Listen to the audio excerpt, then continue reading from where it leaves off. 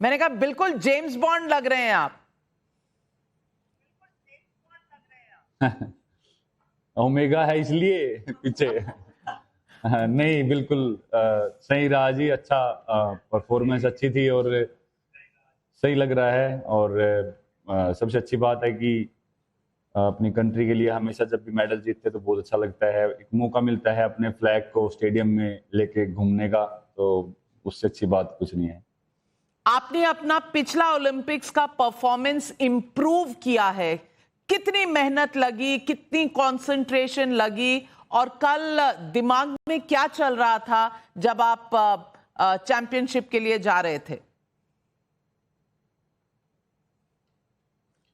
जी, Olympic की जो performance थी टोक्यो की, उससे तो पहले भी उससे अच्छी थ्रो की हुई थी और उसके बाद भी काफी कंपटीशन में उससे अच्छी थ्रो रही। वो दिन होता है कि जिस दिन हम खेल रहे होते हैं उस दिन क्या परफॉर्मेंस रहती है। तो बिल्कुल कल का कंपटीशन काफी जबरदस्त था, सभी ने ही बहुत अच्छी थ्रो लगाई। और वो तो पहले पता लग गया था जब क्वालिफिकेशन राउंड हुआ था कि हाँ, फाइनल बहुत ही तगड़ा होने वाला है, और सभी की बहुत अच्छी तैयारी थी। कुछ नर्वसनेस थी, कोई इंजरी आपकी पहले एक थी उसकी वजह से कोई हेजिटेशन था दिमाग में? हाँ, बस वही थोड़ी सी इंजरी रुकावट बन जाती है, बाकी कोई ऐसा कुछ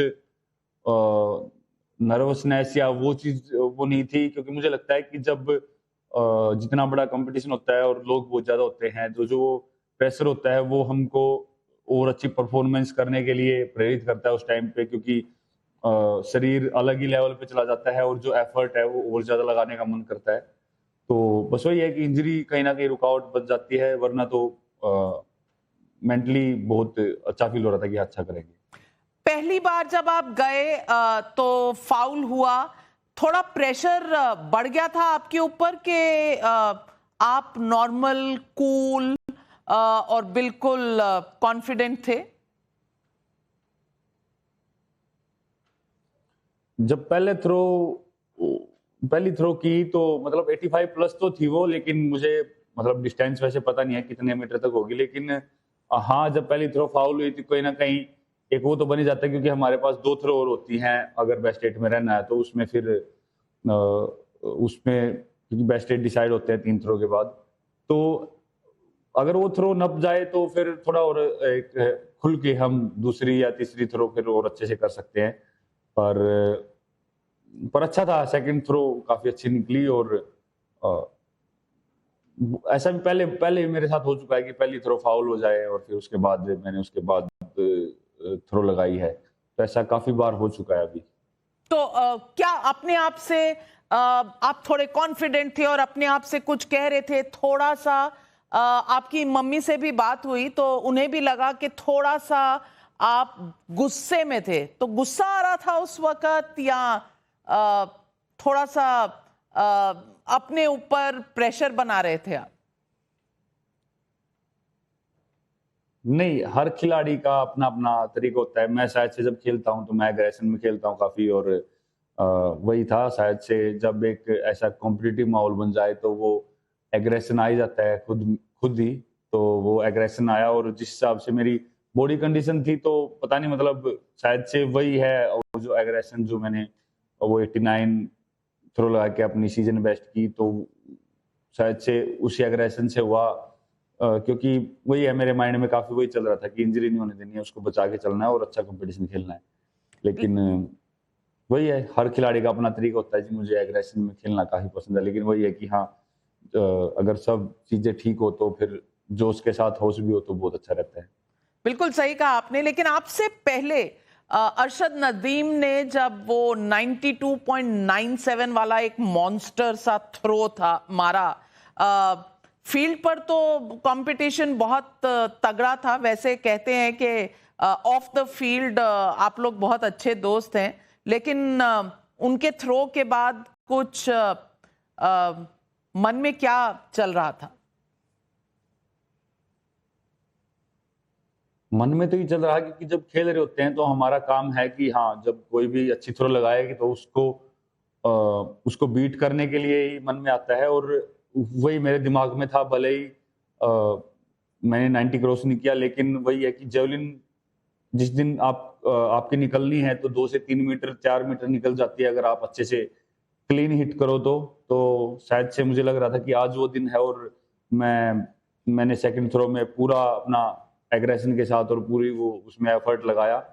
काफी अच्छी निकली थ्रो, लेकिन शायद से वो जो क्लीन हिट होनी चाहिए वो नहीं हो पाई। अगर वो होती तो शायद वो भी अच्छी थ्रो निकल जाती, पर वही है, कंपटीशन ऑल ओवर काफी तगड़ा रहा। नदीम के साथ आपकी कुछ दोस्ती है? आप लोग कम्युनिकेशन में रहते हैं? क्योंकि सोशल मीडिया पर बड़े चर्चे हैं, आप उनके लिए फंड रेजिंग के लिए उनको सपोर्ट करते हैं, सरहदें हट जाती हैं इस तरह के माहौल में। तो कोई आप में रेगुलर बातचीत होती रहती है? कल कोई बातचीत हुई? नहीं, ऐसे जब कंपटीशन में मिलते हैं तभी बात होती है, और पता नहीं फंड रेजिंग तो कौन सी कही है मुझे भी नहीं पता। ऐसा तो कुछ हुआ नहीं, लेकिन हाँ, कुछ अपने मीडिया वालों ने मुझसे पूछा था कि शायद से कि अरशद के पास जेवलिन नहीं है, तो मैंने उसके ऊपर बताया था कि यार ऐसा मतलब मुमकिन नहीं लग रहा, क्योंकि अरशद ऑलरेडी बहुत अच्छे लेवल पे कंपटीशन खेल चुका था, कॉमनवेल्थ मेडल और वो चीज। तो अगर गवर्नमेंट सपोर्ट नहीं भी कर रही है, तो मैंने वही बोला था कि यार अगर वो कंपनी से बात करे जेवलिन की, तो वो भी जेवलिन देने के लिए तैयार हो जाएंगे, तो इतनी बड़ी बात थी नहीं वो। खैर हाँ, वही बात थी जो मैंने बोली थी, और बाकी तो जब भी हम मिलते हैं तो अरशद रिस्पेक्ट से मुझसे बात करता है, और वही है, मैं भी कोशिश करता हूँ कि हाँ अच्छे से बात करें। कल बात हुई आप दोनों के बीच में? हाँ, थोड़ी देर मिले थे, प्रेस कॉन्फ्रेंस हो रही जब, तो ऐसे ही बस साथ में बैठे, तब तो ऐसी स्पेशल कुछ बात नहीं हुई, लेकिन हम उधर ही प्रेस कॉन्फ्रेंस में तीनों साथ में बैठे थे, मैं, एंडरसन और अरशद। ओके। आपने बैक टू बैक 2 ओलंपिक्स में, एक में गोल्ड एक में सिल्वर जीता। Do you feel now is the time कि बस अब नीरज चोपड़ा जो है वो अपनी पीक पर है, या अभी अपने ही परफॉर्मेंस को और बीट करना है? नहीं, बिल्कुल वो तो करना ही है। अभी तो और मेहनत करनी है और परफॉर्मेंस को बढ़ाना है। बस वैसे उसी पे काम करेंगे अभी, जो कहीं ना कहीं टेक्निक में आज कहीं ना कहीं हमेशा कुछ ना कुछ मिस्टेक्स या कुछ ना कुछ रुकावटें होती हैं, तो फिर उसके बारे में सोच के बात करके कोच के साथ उस पर काम करेंगे और कोशिश करेंगे अपनी परफॉर्मेंस और बढ़ाएं। आजकल आप इतने फेमस हैं कि प्रोडक्ट एंडोर्समेंट्स वाले आपके पीछे भागते रहते होंगे। Neeraj Chopra the golden boy, big performer, आप रोल मॉडल है कितने एथलीट्स के लिए। आपने कल चैंपियनशिप के दौरान भी ओमेगा सीमस्टर वॉच पहनी हुई थी। खास कारण और क्या ये वॉच आप हमेशा पहनते हैं? नहीं, बहुत ही जो ओमेगा ने अल्ट्रा लाइट ये कलेक्शन निकाली है, तो मुझे पर्सनली ये काफी अच्छी लगती है, और मैं ही नहीं, जो भी ओमेगा स्पॉन्सर्ड एथलीट हैं वो इस वॉच को डालना पसंद करते हैं ड्यूरिंग कंपटीशन। और क्योंकि हमको दूसरे वाली वॉच किसी भी एथलीट को अलाउड नहीं होती है, और ये लाइट भी है, और हमको बीच बीच में जब भी हम कॉल रूम या जहाँ हमको जाना होता है, तो हम टाइम भी देखते हैं, और अच्छा लगता है। मतलब वैसे भी थोड़ी अच्छी लगती है दिखने में तो और थोड़ा वो बढ़ा देती है, जो पिक्चर वगैरह आती है और अच्छी आती है फिर उसमें स्टाइल कोशेंट बढ़ा देती है। तो नीरज चोपड़ा के लिए स्टाइल कितना इंपॉर्टेंट है?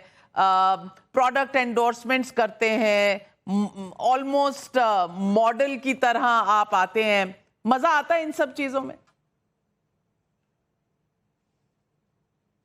नहीं, मॉडल की तरह तो जिका ही आता हूँ, ये तो ज्यादा ही हो गया मैं तो बस हाँ, घड़ी जरूर डालता हूँ, बाकी तो अपनी जो स्पोर्ट किट है उसमें रहते हैं। और मतलब ऐसा तो नहीं हुआ कभी कि मैं जब ग्राउंड में एंट्री कर रहा हूँ मैं कोट पैंट डाल के आया हूँ तो अपनी टी शर्ट और उसकी इंडिया की टी शर्ट उसके साथ एंट्री करते हैं, और वही है जी, वही सिंपल तो उसमें अपना कंप्लीट करते हैं। आज आपकी माताजी बता रही थी कि आपने उनसे शायद 15 दिनों से बातचीत नहीं हुई है। हालांकि कल आपके पिताजी से बात हुई तो पापा कह रहे थे कि 2-3 दिन पहले बात हुई थी। किससे ज्यादा आप कनेक्ट करते हैं?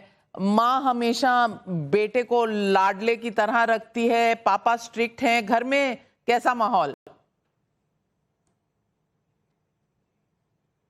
सब अच्छे से रखते हैं और हमारी जॉइंट फैमिली है, सभी पापा हैं और अंकल हैं, आंटी, दादा, सभी कजन सभी साथ में रहते हैं और बहुत ही अच्छा माहौल रहता है और ऐसा स्ट्रिक्ट वगैरह कुछ वो नहीं है। और मेरे साथ तो क्या ही स्ट्रिक्ट रहे, क्योंकि मैं बहुत ही कम घर पे जा पाता हूँ, मेरी ट्रेनिंग होती है। और जब मैं इंडिया में भी रहता था, जब पटियाला में ट्रेनिंग करता तो बहुत ही कम घर पे जा पाता था, तो मैं वैसे ही 2-3 दिन घर पे जाता हूँ, तो जो स्ट्रिक्ट है वो भी मेरे से बहुत अच्छे से पेश आते हैं, तो आज अच्छा रहता आपकी है ताई टाइम जी घर से पे। भी बात हुई, लेकिन क्या घर जाएंगे तो सबसे पहले क्या खाना चाहेंगे, ताकि मैं मैच कर सकूं कि जो आप खाना चाह रहे हैं वही माँ बना रही है कि नहीं?